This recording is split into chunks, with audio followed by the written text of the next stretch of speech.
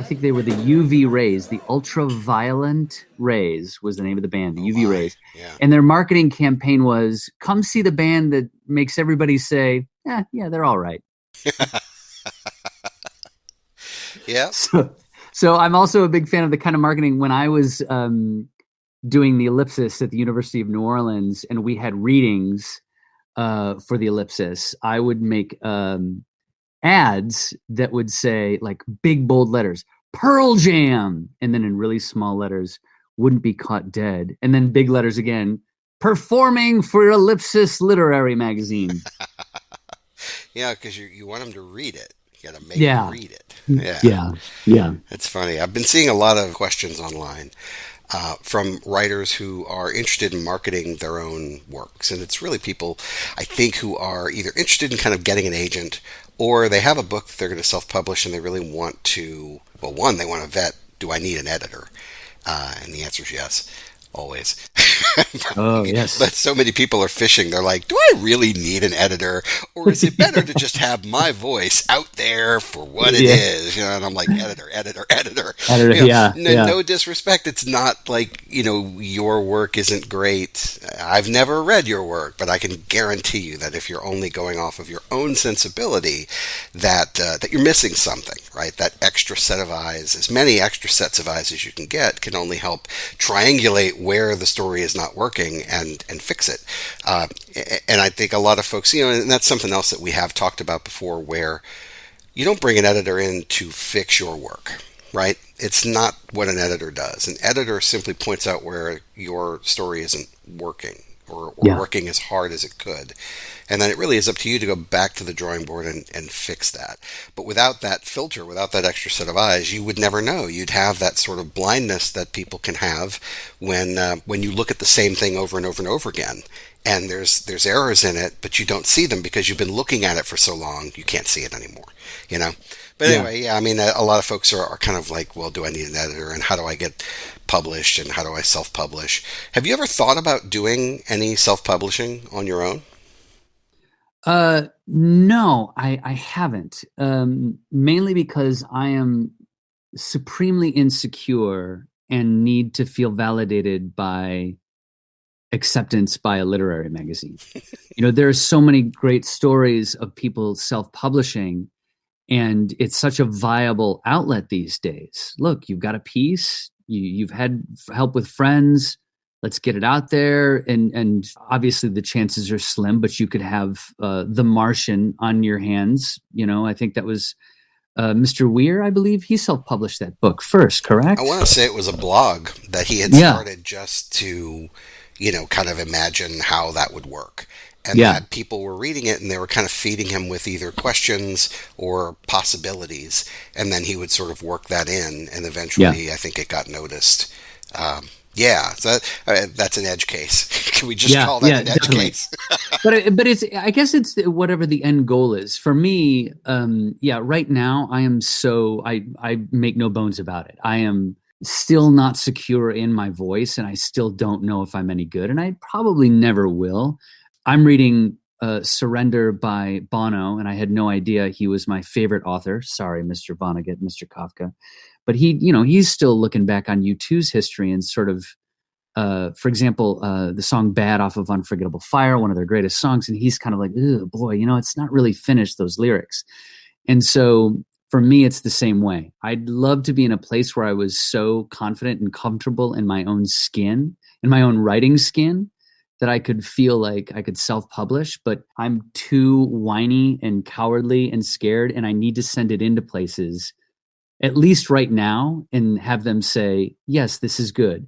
And if they say, no, this is rejected, then I spend about 3 days thinking that I'm the worst writer in the world. So it's, yeah, I Yeah. love, I don't know. You might be being too hard on yourself, but I do understand that impulse. I remember many, many years ago when I was trying to do the work the way you're doing it now, which is like actually trying to do the work, which I'm really just kind of getting back into it. But I was desperate for attaboys. That's fuel for me. I live on attaboys. Yeah. And so I'd write something and I might only have a couple of pages of it, but I see the potential in it and wow, it's really good. And man, I just want to, at the time social media didn't exist, right? Cuz I'm old. But, Yeah. the impulse was to print it and put it in front of people who would read it. And gosh, I mean, what are you going to get out of that? So let's just break that down. If you've got something that's incomplete, you put it in front of people. First of all, who are you putting in front of? If Hmm. it's people who are already favorable towards you, they're going to say, "Yeah, that looks really good." And Yeah. then what's the upside of that? You get a little dopamine spike, maybe, but the risk is that they're going to say, "Yeah, I don't get it," or "Oh, where's the rest?" And then you're going to crash off of that. So there's a very small uptick and a very big cliff you can fall off of there. Because all it takes is just that butterfly wing of a breeze to kind of put doubt in your mind when the Yeah. thing's not finished. Should I even work on this? Am I even worthwhile? And then you've Yeah. kind of fallen off. So I don't see any value in that. Now that you've got social media, I see people on some message boards that have quite a following. I mean, on Facebook, I'm a member of three of them that have about 140,000, about 250,000. Another one has about 30,000, I think. It's a lot of people on these boards. And I see random folks just sort of go, I just wrote a thing, and they post it. And I'm like, oh, what? The internet is not known for its kindness and its fairness to begin with. And then you're Right. just like, this is a thing. And you're putting your name on it and just throwing it out into the world. And then Yeah. I suppose that you want the comments, like you want to read the comments. Oh my Ooh. word. Oh. I don't find any value in that for me. But gosh, I hope the best for those folks. I hope they're getting Yeah. fun. Oh my word. So Yeah. anyway, Yeah. yeah. I've read a couple of the comments and a couple of the stories that I posted, and it's very much like, "Don't do it, don't do it." And then you read one, and you're like, "Well, no, because well, no, why would he? Why would that person say that? No, but it's. I did. You just read that. Oh, wait, and then, oh my gosh, yeah, it almost feels like when Hemingway talks about working with Hollywood. I believe it was Mr. Hemingway who said the best easiest way to work with Hollywood with a script is to walk to the California border, throw your script in, and then turn around and leave. And I kind of feel like that's kind of how it is for the internet. You should just put it up there, let it be, and don't read the comments. Social media for me, I see it as two different things. Number one, it is a great place to share your work. Obviously, I've just made the stupidest comment in the history of the internet. It's a great place to show your work. But it's also a very big keeping up with the Joneses kind of thing where I get trapped into seeing so many folks on Twitter or Instagram or sharing these successes and thinking, man, how did these people get into this magazine? I thought I'm working so hard. I'm doing my best work, and I'm not, this is successful. I don't have all these followers, and that's a really nasty place to fall into. Yeah. And it's very hard to get yourself out. It's very hard. One of my favorite. I don't know if I've discussed this with you, but I'm a recovering NASCAR addict, and one of the big things that I took from NASCAR was sometimes you just got to run your own race. And that is so difficult to do sometimes, when you've got so much noise going on around you in social media, not to compare yourself with everyone else and to keep running your own race and using your own voice. Yeah, there's a lot of built-in competition in the social media space, whether you're competing for likes, for viewers, for readership, whatever. And it is easy to get caught in that cycle of behavior where you're on the treadmill just trying to generate engagement. You know what I mean? Yeah. And Yeah. I'm not disparaging that at all. I'm just saying that if the goal is to write, and if the goal is to create art, and to do it in a way that satisfies your soul, then the social media is merely an outlet or a platform. It shouldn't be the goal or the focus. It should be the facilitator.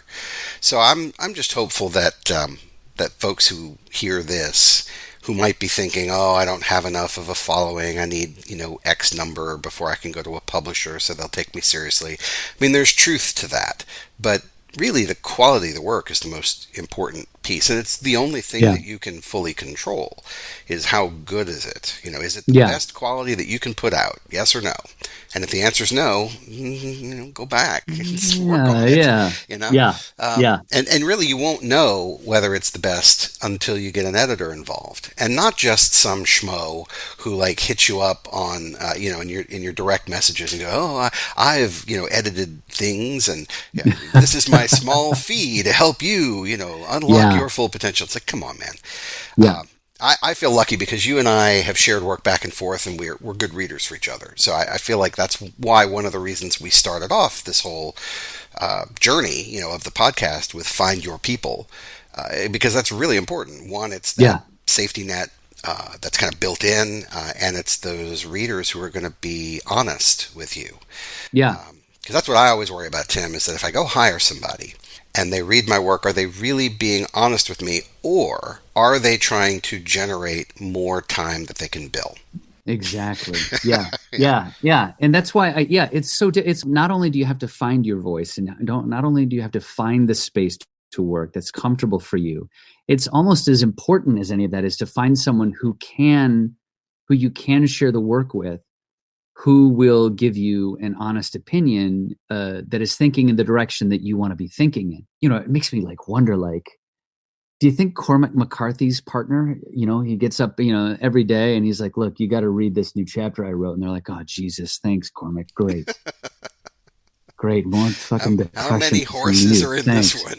Jesus, Cormac, but it's important. It's important to have somebody that accepts that. And I think one of the reasons that I love writing short pieces is because I can give them to my girlfriend and she won't go, this is how many words? No. Here's a 100-word piece that I wrote. And it's like, oh, easy. Thank you very much. Hey, do me a favor. Can you proofread this 200,000-word novel? No, I got to walk the dog, man. All night. Yeah, exactly. Yeah, all night.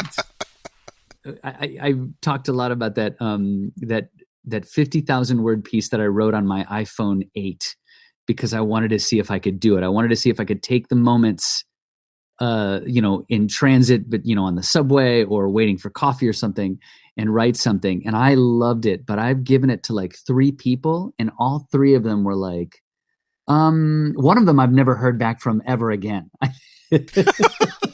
You read them off. One of them was like, oh, I'd love it. I think I might have tweeted, but hey, would anybody like to read something that I did? I really liked it.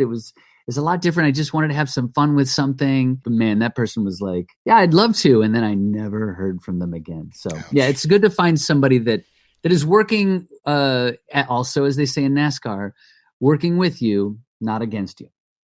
Yeah, and I know that there are risks of when you make your work public in that way that someone could lift it, right? That's always kind of in the back of your mind. Yeah. And that's why finding an editor that you trust is good for a number of reasons. One, you can safeguard your intellectual property, but also you can make sure that the feedback you're getting is honest and sincere and helpful, right? Because we've talked about that kind of feedback, which is like, oh, it's great, I love it. What would you like to change? Nothing, it's great, I love it. Yeah. And that really isn't very helpful. Also not helpful is, okay, so here's all the things that we need to change, and this is exactly the way that you should change them. Yeah. So if you find yourself in a situation where either of those polar opposites is true, you really need to step back and think, is this a valuable relationship for me as I'm trying to progress as a writer? I always think that an editor is first and foremost trying to guide you towards the truth. And so if there are areas of your work that tend to kind of steer away from conflict, this happened to me a lot. So I would write away from conflict into, just, rabbit holes of math or whatever, like just anything that isn't emotion. I would just dive into it. And I remember people going, why is this literally, Tim, why is this equation in this story? And I'm like, oh, it's this really cool equation about it. And I started explaining, and it's the one that postulates life on other planets, right? And if you kind of plug in for the variables, even very conservative estimates virtually assure that there is life on other planets. And it was kind of a sci-fi story. So I'm like, oh, I'll do the equation. And people are like, yeah, there's no story here. Like, you're just doing math. And I'm like, yeah, but it's cool. And they're like, is it? isn't. So, and they were right, it isn't. I remember I was writing it's kind of a speculative fiction novel when I was at Columbia College Chicago, and it was specifically about, this is going to sound really modern. It was about a virus that wiped Oh, out a lot of people. Yeah, I know, very new, whoa, very new, very hip. whoa. But it basically postulated that in the Roman Empire, sort of the turn of the millennium, that this major event had occurred, and it presumed that the Roman Empire never fell, and so we just sort of fast forward to the now, but the Roman Empire never fell, and it was super fun to do that because I have all this antiquity mixed with the modern. I really enjoyed that. But at the crux of it, the people weren't very interesting. And so the editors that I had kept coming back to me with, like, when do the people do cool stuff? And I'm like, soon? So it really does help to have that extra set of eyes from a person that you trust. Yeah, yeah. And it's always very good for your ego, I think, to have an editor that can help you as well. Because I think that, again, finding someone, we're assuming that the person that you met is someone that you're in simpatico with. I don't even know if that's the correct term, but I think you get it. It is now. It is now, sure. Because the editor, I just remember when I was writing music reviews for City Newspaper, the editor at the time had looked at an interview I had done with Mike Patton, one of the most amazing singers in the planet of rock. Yeah, Faith No More, right? Yeah, Faith No More, Tomahawk, Fantomas. I mean, the list goes on, Mr. Bungle. But I had written in the first sentence, and I don't even know if I don't think it made it through, but I had written, there's this unsettleability about Mike Patton, and the editor, and he was like, that's not a word. And I was like, yeah, but I thought, hey, how about we just do it? He's like, no, I don't think that's a really good thing to do. Well, yeah, but come on, man, I think it's good. And it did make it in, and it did make the piece stronger, not having my silly, stupid words made up in it. And it was just like, you have to understand that the editor is trying to make your work better. It's not about trying to cut you off at the knees. It's not about them trying to show dominance over you or show you how much smarter they are than you. And if you do have someone that's doing that to you, find someone else. But it's really good, I think, to find someone, because it really can put yourself in check when, if you're like trying to do something that might be a little bit beyond you, as is usually my case, and have someone that says, why don't we dial it back a notch? I remember one thing that you used to do that I had asked you to stop doing, and I think you did. And I'm trying to remember exactly what it was. It was you did not want to use quotation marks for dialogue. You wanted to do italics. Do I remember this correctly? Yeah. Thanks, Cormac McCarthy. Yeah. So, and it was cool. I think it would work in really, really short pieces. So I just want to say that. I'm not saying you should never do it again. But the thing that you had me reading was kind of longish, and there were more than two characters talking, and it became just difficult to know who was saying what. Yeah. And that was the feedback I gave you. It's like, I see what you're trying to do. It's edgy, it's interesting, but it's really hard to follow. So just from do you want me to keep reading this? I kind of need to know who's talking. And you're like, okay. Yeah. Yeah. For the most part, yes, I have gone back to using quotation marks. But yeah, boy, when somebody has something, man, when I finished Infinite Jest, I had so many footnotes and short stories, you wouldn't even believe it.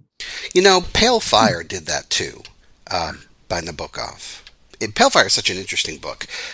For anybody who's not seen it, go to a Barnes & Noble and pluck it off the shelf. You don't have to buy it.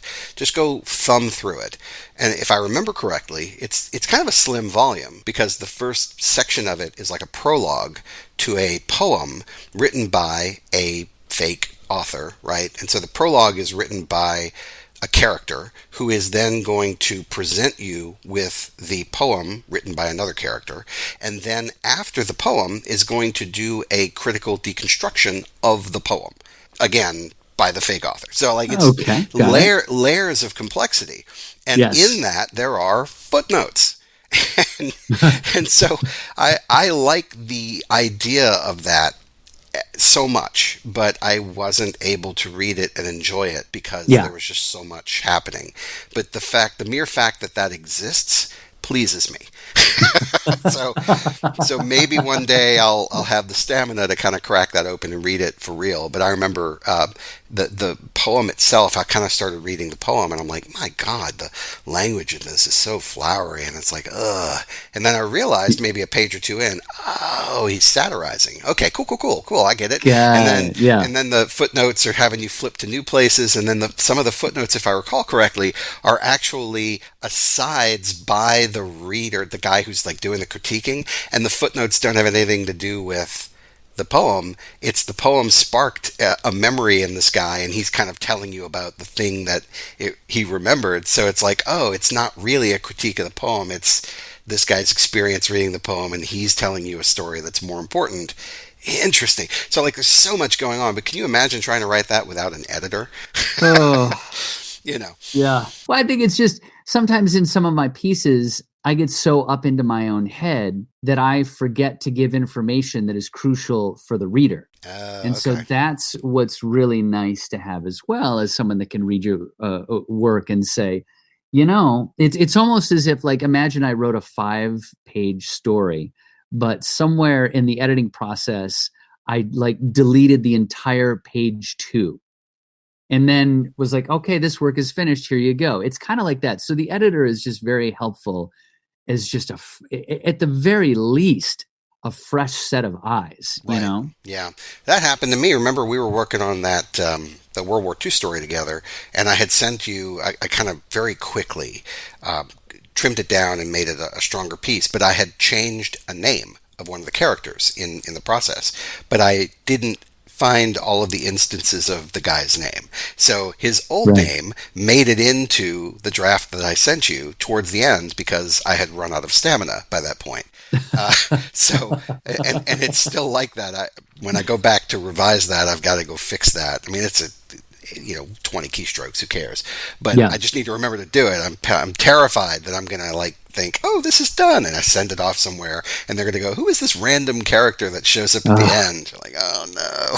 Oh yeah, it's that last read before a submission is so important. And I think, and I've talked about it before, and maybe someday I'll just like talk about the what the actual publication is, but there's a publication that I've wanted to be in so bad, mainly because it's the cool club. And like I talked a little bit earlier, having the insecurity and wanting to be validated by places, I think it's definitely part of that. But like, and I've mentioned it before, like I have zero chill sometimes when it comes to submitting these things. So last time I tried to submit something to them, and then I didn't read some details, and it was a themed submission, and mine wasn't themed, and I was like, oh God. And then the next one, I got myself all set up. I did everything right. I had it all set, and I had like skipped a word and a sentence. It's just, you gotta have someone take a look at that piece. If it's not, if it's not an editor to take a look, just a fresh set of eyes to see, hey, you forgot this a period, or you didn't.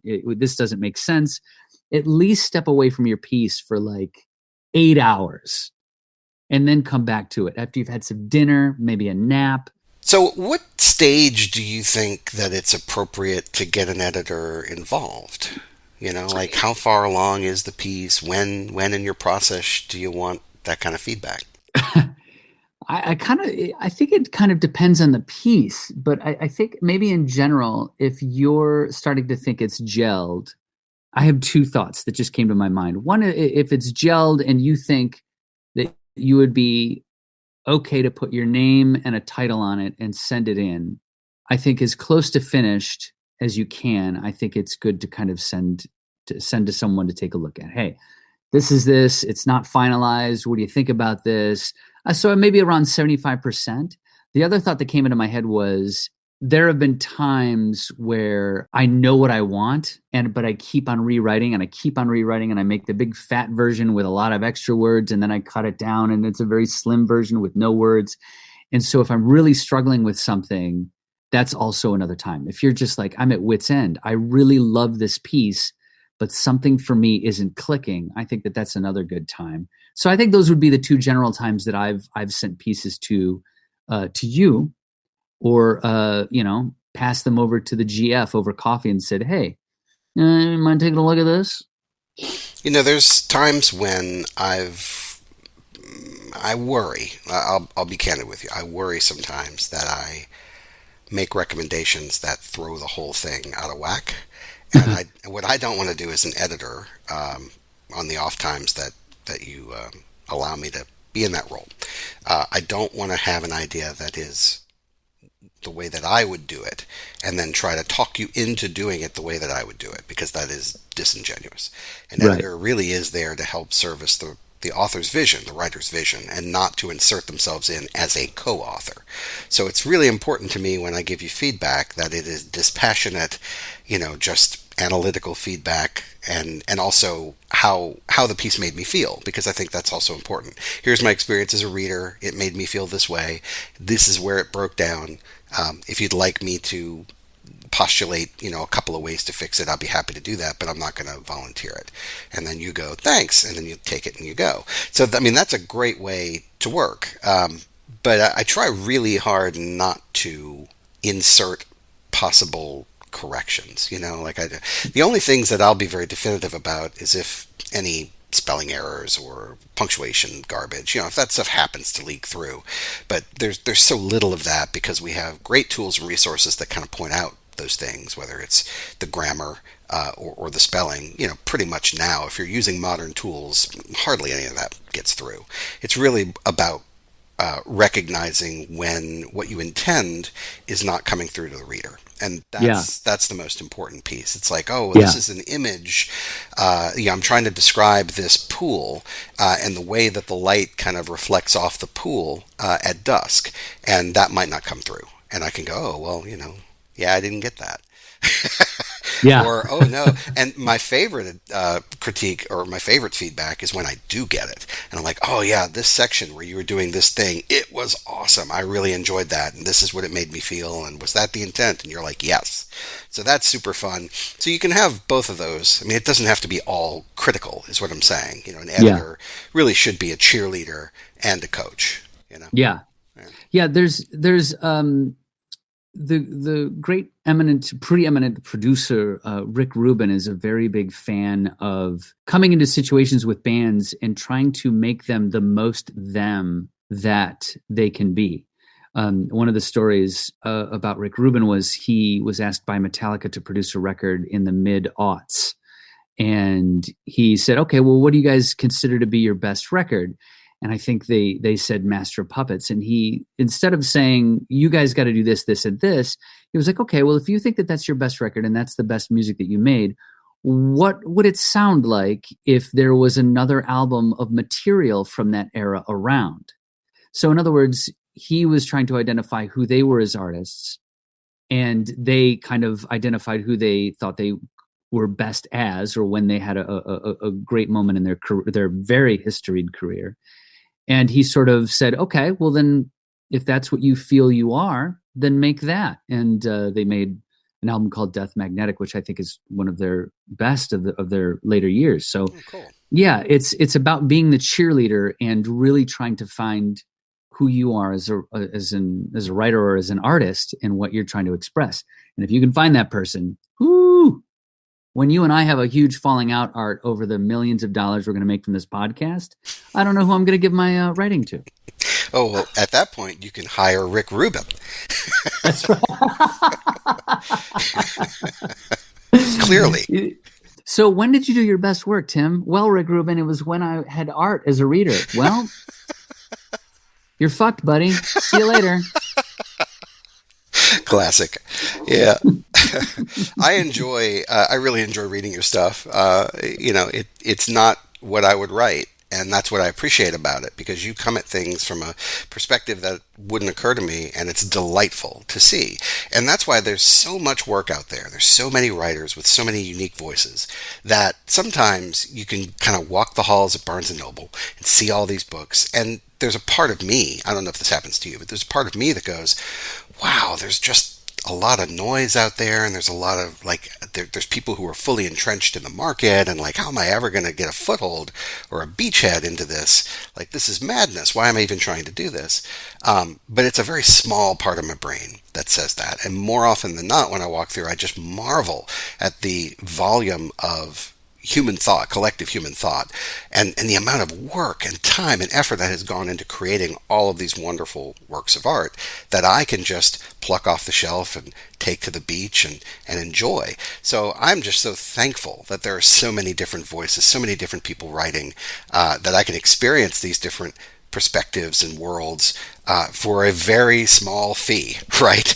Yes, So, yes, yes. it is absolutely work worth doing, because even if you, like, let's say you and I took a writing prompt, right? If we both took a writing prompt and then went off into our separate corners and wrote, the result would be absolutely different, right? Both of us would Yeah. just take completely different approaches to it, and I think they would both be fun to read. Yeah, So. and I'm definitely more in the camp of, oh my God, I'll never be good enough to be in this place. Again, I guess today's sub heading is hashtag insecurity.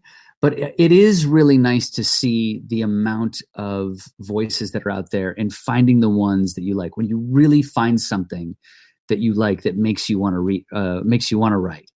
That's what I get excited about. So, finding literary magazines on Twitter or however I find them and finding pieces, these jewels of writing. It's just trying to find my voice is seeing other voices that I want to be like and say, and it's also great because it's just like, oh my gosh, I never thought about turning a phrase like that, or oh, I never thought about describing something like that.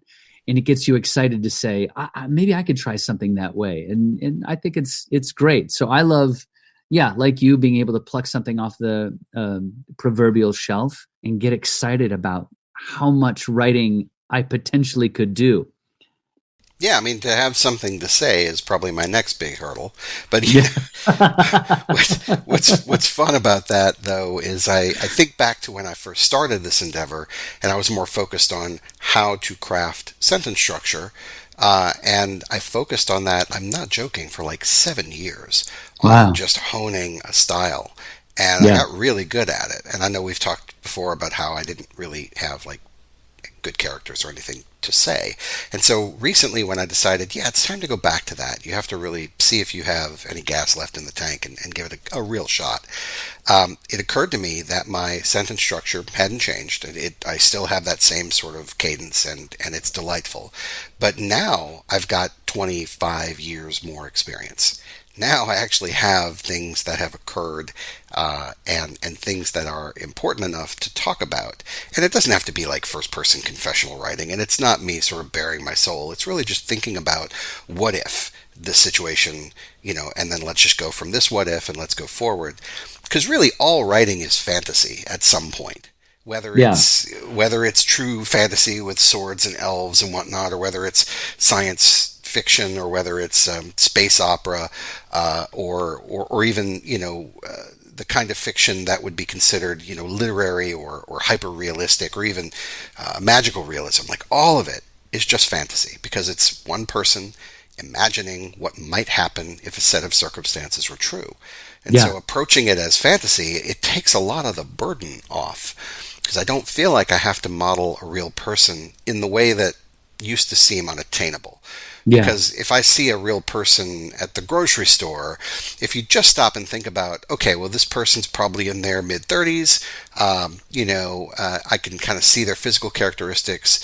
If I had to make up a story about them, my word, they have an entire life they've lived. They've lived like 35 years leading up to Yeah. this moment. What trials, what tragedy, what successes, what broken hearts have occurred to this person in 35 years. That's a lot of stuff. There's got to be something in there that's worth telling in Yeah. 35 years.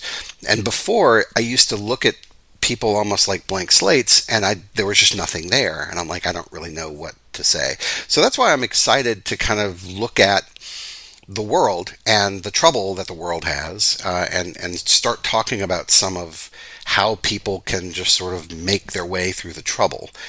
One thing, though, I wanted to bring this up.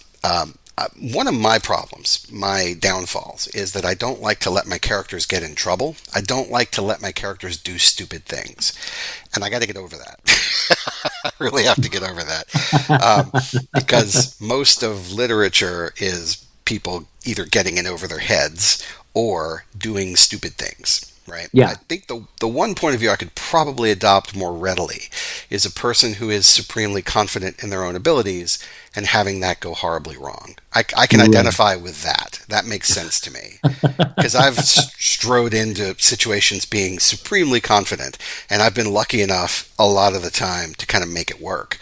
But I could see very easily how it could just sort of turn and and devolve. So I think that's where I'm going to start. I just wanted to share that with you. I'm going to have somebody who's just, ta-da, I'm here, and it's going to be great, and then it isn't. And I think, Yeah. that's a good setup for comedy, right? Because I've never thought of Yes. myself as a comic writer, but that might be a really good setup for comedy. Well, one of the, it's again going back to the narrative improvisational theater stuff that I used to do and I used to teach, which was so, again, so helpful. I feel like it's a drinking game by now. Every time I say improv helped me as a writer, you can take a shot for those of you at home.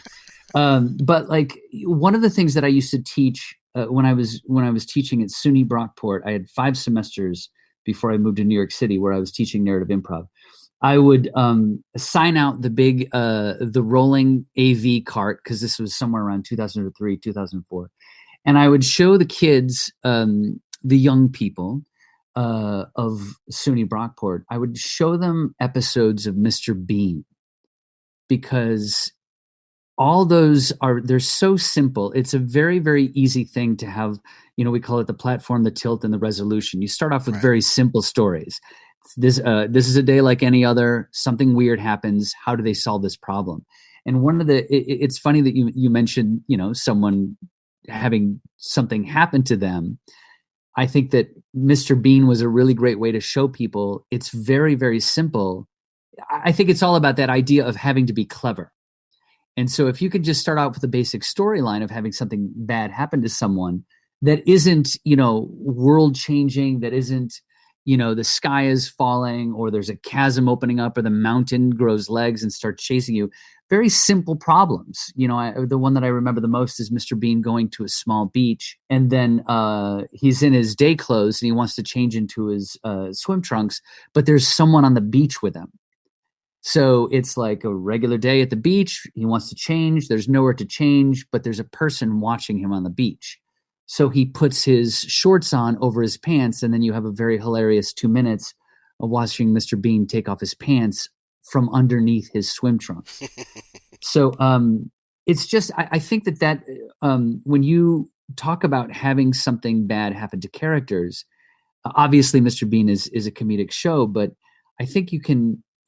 For me, the biggest hurdle was trying to make something that was huge and big, and we really haven't talked about Patrice and I Take Over the World an awful lot, but Yes.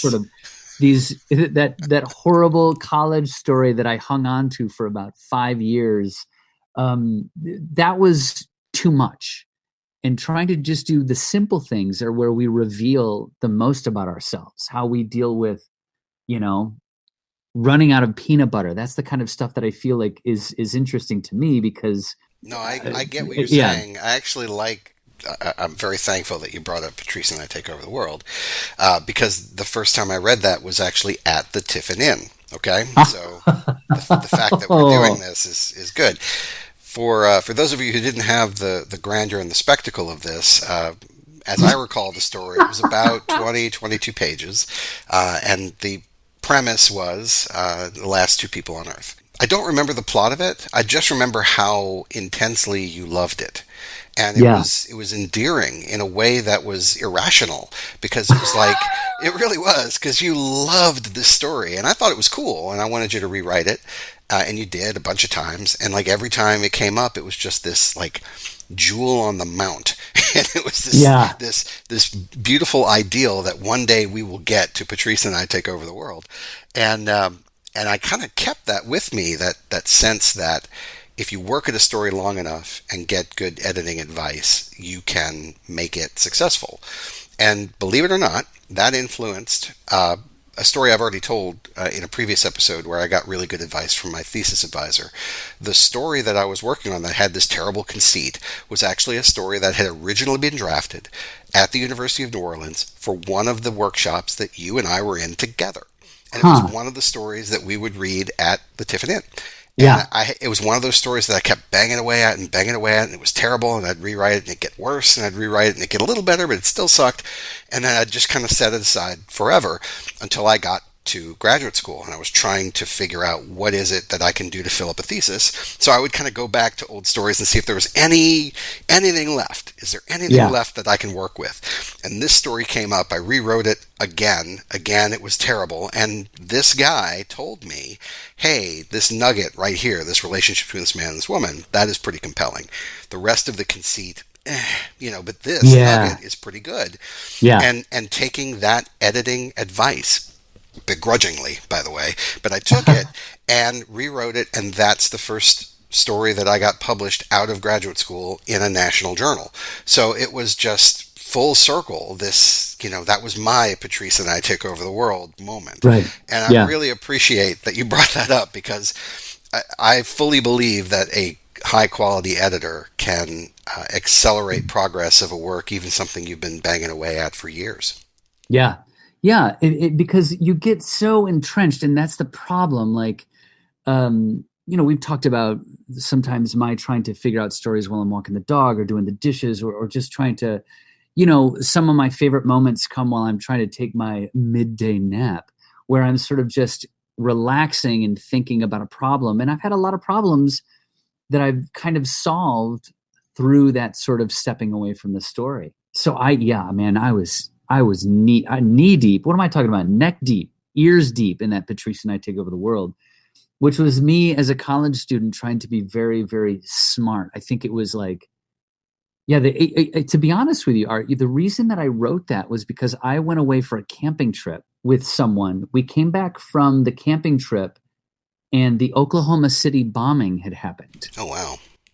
And so it was sort of like, wow, I just went away and everything really, really changed. I mean, this is a horrible down ending to start talking about this, but that was what kind of inspired that. Unfortunately, yeah. And of course there was someone at a cafe that I was working at named Patrice that I had a crush on, like a moron. And then I was like, no, it's just a coincidence. I just thought it was a good name. I just threw it in there. Oh, Classic. boy. Yeah. Yeah. So I don't know. Maybe it's time to open up the crate and dig that one out and blow the dust off. And I would welcome that. I think that, no, I'm dead serious. I think that would be fantastic. I just remember one of the first pass-throughs that I did on that. There was a whole bit where the lights were running, right? Like electricity was still a thing, and I think you were months and months into the disappearance of pretty much everybody else. And I asked you, like, how are the lights still on? And you're like, what do you mean? And we started talking about the electrical grid and sort of what would happen as unmaintenanced, electrical equipment would kind of sit in nature, and when it would fail and whatnot. And I remember kind of the light left your face. Like you just went, oh man. Because I had introduced realism into something that was clearly magical realism. yeah. And so I want to just say, for the record, in front of everybody, I'm sorry. And and also, if you go back to that story, you should absolutely write it as fabulism or magical realism. You should not worry about crap like that. Yeah. Yeah. They're huge moments in our lives. And I think that, unfortunately, Patrice and I Take Over the World, which would be so embarrassing to read again. I got to do it. No, you got to do it. Yeah. That was before I found and was introduced to Italo Calvino. Oh, yes. Thank you so much for bringing him up. He is awesome. Please continue. Who is next to my new favorite author, Bono, or if I want to sound smart, Paul Hewson. Really, Bono's book is amazing. But anyway, yeah, because I didn't know what I was going for. I didn't know what I was like, because I'm very much someone who loves science fiction I'm not a hard science fiction person. And I think we might have talked about that here, where it's sort of like, well, you have people doing this in this spaceship. How do you deal with the fact that XYZ and inertia and the physics of this? And I just shrug my shoulders. I'm like, I don't care. It's a spaceship. Yeah. You know, I'm not someone who gets angry when they make an X-wing fighter fly on a planet. They're, you know, because I saw an internet comment that was like, they can't fly in atmosphere. They're whatever. So having a question like, why are the lights off? I think nowadays I would just, oh, let me just add a line of gobbledygook that'll tell you how the lights are on, so that because that's not my like major concern, you know? Yeah. It should have been about the relationship, but I made it, you know, I was too highfalutin and I didn't realize, kind of in a way, I'm glad I didn't read Italo Calvino in college. God, what an asshole I would have turned into. Well, Art, obviously, if you didn't realize, if you're asking about the electricity, you obviously don't get what I mean. What I'm trying to discuss is the blah, blah, blah, blah. Clearly, blah, blah. my text is beyond you. Clearly. Yeah. Are you aware of the King Missile song, Sensitive Artist? No. Call to action, people. Spotify that.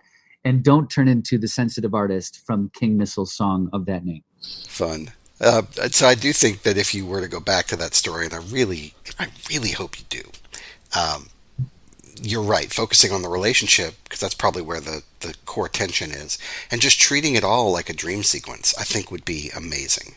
Yeah, it's weird because I do think about it every now and then. There was a show, I believe it was one of those like History Channels or something, that would talk about like what would actually happen if everyone on the planet up and left. Oh yeah, there's a whole series of like what the world would look like if people were gone. And yeah, it's delightful. They do a lot of CGI and they show how buildings would break down over about 100, 200 years because of the plants sort of, you know, getting in there and breaking up the concrete, etc.